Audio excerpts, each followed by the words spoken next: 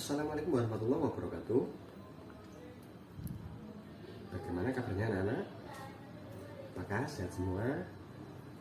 Ya, saya harap anak-anak semua sehat walafiat, dapat mengikuti pelajaran mengajar meskipun dalam kondisi pandemi seperti yang kita rasakan pada saat ini. Jadi di sini saya akan menyampaikan materi yaitu pergaulan bebas dan perbuatan zina kelas 10 SMA, SMA maupun SMK. Jadi apa sih pergaulan bebas dan perbuatan zina? Jadi di sini pengertiannya pergaulan bebas adalah salah satu bentuk perilaku menyimpang yang mana bebas yang dimaksud adalah melewati batas norma ketimuran yang ada. Dan masalah pergaulan bebas ini sering kita dengar baik di lingkungan maupun di media massa.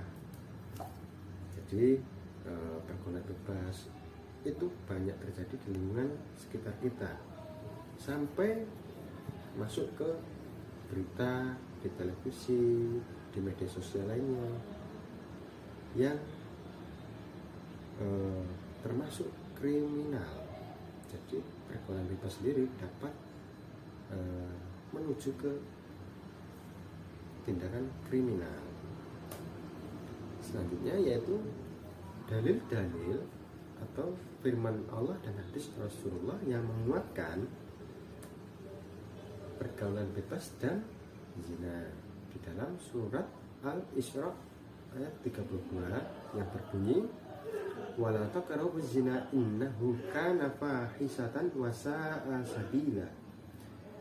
Dan suatu jalan yang buruk sesungguhnya ia zina adalah, dan janganlah kamu mendekati zina, perbuatan yang keji.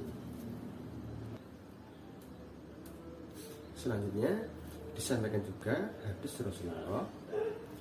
Ibnu Abbas berkata, saya mendengar Rasulullah Shallallahu Alaihi Wasallam berkhutbah, janganlah seorang laki-laki bersama dengan seorang perempuan, melainkan hendaklah ditemani mahramnya, dan janganlah pergian seorang perempuan, melainkan dengan mahramnya. Seorang berdiri dan berkata, ya Rasulullah Shallallahu Alaihi Wasallam, istri saya keluar untuk haji dan saya telah mendaftarkan diri pada peperangan. Maka beliau bersabda, pergilah dan berhajilah bersama istrimu.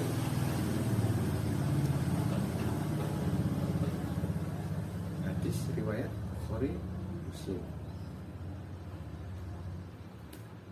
Jadi dapat disimpulkan untuk larangan-larangan pergaulan bebas dan perbuatan zina. Yang pertama yaitu larangan memandang yang bukan muhrimnya, seperti halnya ketika kita di jalan kita melihat seseorang yang bukan muhrimnya ataupun lawan jenis, ya, itu diharamkan karena bukan muhrimnya. Selanjutnya yaitu melakukan perbuatan asusila, perbuatan ataupun berupa perbuatan zina. Jadi seperti halnya pemerkosaan, terus begal yang sering dilihat di televisi, yaitu begal payudara dan lain sebagainya. Itu sama halnya melakukan perbuatan asusila. Selanjutnya yaitu minum-minuman yang diharamkan Allah, minuman keras yang memabukkan seperti halnya khamar. Jadi minuman-minuman yang dapat memabukkan, yaitu ataupun mendapat hilang ingatan sementara ataupun tidak sadarkan diri, itu diharamkan oleh Allah Subhanahu wa taala. Selanjutnya mengkonsumsi makanan yang diharamkan Allah, seperti halnya obat-obat terlarang, narkoba, narkotika, ganja, kokain, heroin, dan lain sebagainya, itu diharamkan. Sebenarnya makan daging babi itu juga diharamkan, anjing diharamkan. Jadi sebisa mungkin kita menghindari makan makanan yang diharamkan oleh Allah. Selanjutnya yaitu melakukan kegiatan yang diharamkan Allah, mencuri dan merampok. Jadi kegiatan yang diharamkan seperti mencuri dan merampok itu diharamkan karena itu dapat merugikan orang lain, dan tidak lain itu dapat menyakiti orang yang dirampok. Baiknya kita sebisa mungkin menghindari hal-hal seperti ini, yaitu mencuri dan merampok. Selanjutnya yaitu dampak dari pergaulan bebas. Di antaranya yaitu putus sekolah. Jadi untuk adik-adik yang tidak ingin putus sekolah, alangkah baiknya menghindari pergaulan bebas dan perbuatan zina. Yang kedua yaitu timbul masalah keluarga, prestasi di sekolah menurun. Jadi ketika adik-adik melakukan pergaulan bebas ataupun zina, itu akan timbul masalah dengan keluarga, entah itu dimarahi orang tua ataupun bagaimana. Terus prestasi di sekolah itu dapat menurun. Misalnya si A melakukan pendidikan dengan giat belajar dan dia mendapatkan peringkat 1 di sekolahnya, tapi ketika dia tanpa menyadari melakukan pergaulan bebas dan perbuatan zina, prestasi di sekolahnya dapat menurun karena dia tidak rajin belajar lagi dan lain sebagainya. Jadi sebisa mungkin giatlah belajar agar prestasi meningkat. Selanjutnya yaitu kehamilan di luar nikah dan penyakit kelamin. Jadi dari pergaulan bebas dan perbuatan zina itu dapat menyebabkan kehamilan di luar nikah dan penyakit kelamin. Terus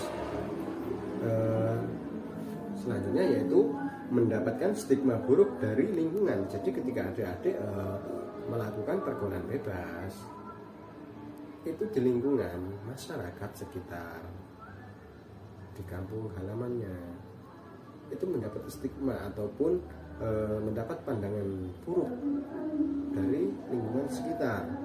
Oh ya, anaknya si A itu kemarin contohnya mabuk-mabukan dan lain sebagainya. Nah, itu di samping mendapat stigma yang buruk dari lingkungan, kita yang melakukannya juga merasakan malu, apalagi orang tua yang menyekolahkan kita gitu. Jadi selanjutnya menimbulkan masalah kesehatan secara global. Jadi seperti halnya pergaulan bebas itu berkadang itu jika tidak ada berkepentingan, usahakan jangan dilakukan karena itu dapat menimbulkan masalah kesehatan secara global.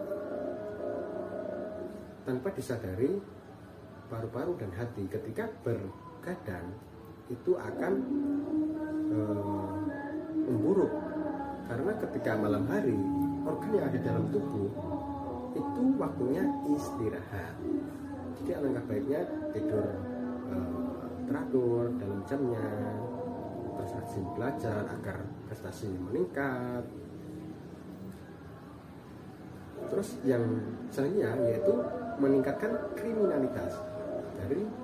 Dari dampak pergaulan bebas itu dapat meningkatkan kriminalitas. Jadi ketika adik-adik melakukan pergaulan bebas, entah itu mencuri, merampok, dan lain sebagainya, itu dapat meningkatkan kriminalitas ataupun jumlah kriminal yang ada di negara kita. Terus selanjutnya yaitu solusi pencegahan pergaulan bebas, diantaranya memperkuat pendidikan agama sejak dini.